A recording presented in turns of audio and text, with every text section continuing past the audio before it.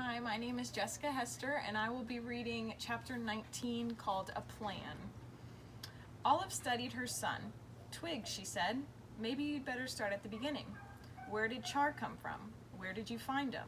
Why didn't you tell us about him? Bo nodded gravely. Yes, Twig, I think you need to tell us everything, from the beginning. Twig sat on the floor, relieved. It felt good to finally tell about all the events of the past few weeks, of nearly drowning in the giant river, of discovering the beautiful golden sphere that turned out to be Char's egg, and of keeping Char a secret. But why keep him hidden away? Olive asked.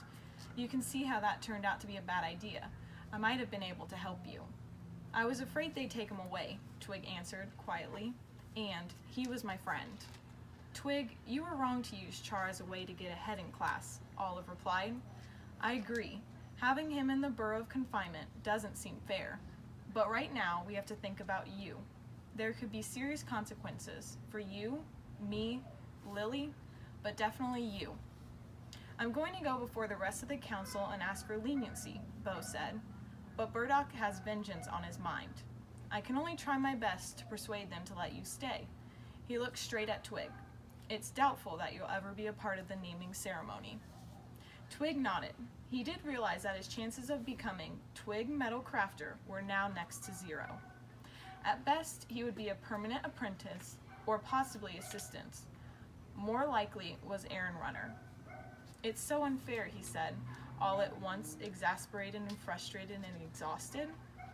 So what if I can't be a master metal crafter? Maybe I just wasn't cut out to be that. Maybe I am cut out for something else. I just don't know. What? Not yet. Bo picked up some of the debris on the floor. Could you be an errand runner and be happy? He asked. I don't know. I feel like one already, Twig replied. I think I've felt that way for as long as I can remember. Always worrying about what everyone on the hill thinks of me, how they think I'm a failure or don't fit in, and always comparing me to my father. Doesn't anyone like me for being just me? Olive smiled. She smoothed out Twig's furry top knot, gently brushed some bits of ash out of his whiskers. You're so much like your father in so many ways, she said. Like what? Your perseverance, she replied. Your devotion, your gentle spirit. Those are all great, great qualities. So much more important than craftsmanship. At the end of the day, what really matters is the love others have for you. Great skill at something is a wonderful thing, don't get me wrong, but there is no comparing it to being a great friend. I think you're being just that. Your devotion and kindness to Char and being a good friend to Lily, those are things that determine greatness. Those are things that come from you, just being you. Twig looked at his mother. I guess I should be worried about my possible expulsion, about never being master anything, but right now all I can think about is poor Char. Olive studied her son. There was maturity in his eyes she hadn't noticed before. The committee is a powerful group, she said, but somehow I think you'll be fine. Find your heart. You'll do the right thing.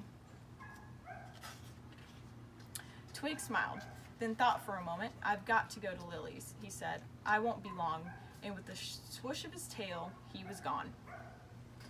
Lily was at her den, sitting with her parents, when Twig rapped on her door. Excuse me, he said, embarrassed. I'm sorry, but Lily, can I see you for a minute? Lily's father looked at Twig a little sadly. Twig, he said, Lily has been telling us about what happened. This incredible story about a dragon, practically killing Master Burdock, setting fire to, well, I'm sure it was all an accident, but to tell you the truth, we'd rather not have Lily involved in this. She's guilty by association, you might say. I'd prefer if Lily didn't see you, at least until this whole thing blows over. What? Twig exclaimed. He looked at Lily, who sat miserable at the table, as though she had just been fed skunk cabbage. Lily returned his glance and then spoke. Dad, Mom, could I just talk to Twig for 1 minute? I promise I'll be right back. Her father nodded sternly. Just for a minute, he relented. I'm sure Twig will be waiting, wanting to get back home. Am I right, Twig? He looked at Twig suggestively. Twig nodded. Then he and Lily slipped outside. I can't believe this, Twig said. Poor Char, Lily whispered. The thought of him in the burrow of confinement, we've got to get him out. Twig stared at Lily. Get him out? Like, break him out? If we don't, who will? And if no one does, what will happen to him? She replied emphatically. You're right, Lily. It wasn't right for me to keep him here. It's up to us. We've got to get Char back home. He'll be like a slave if he stays here. Back home? Back home where? Where's home? Well, I don't know exactly, but it must be somewhere near where I found his egg. I can get us that far at least. He looked questioningly at her. Lily, would you come all the way to the big river? Lily's eyes flashed with anticipation. Of course I will. Look, I'm in this too.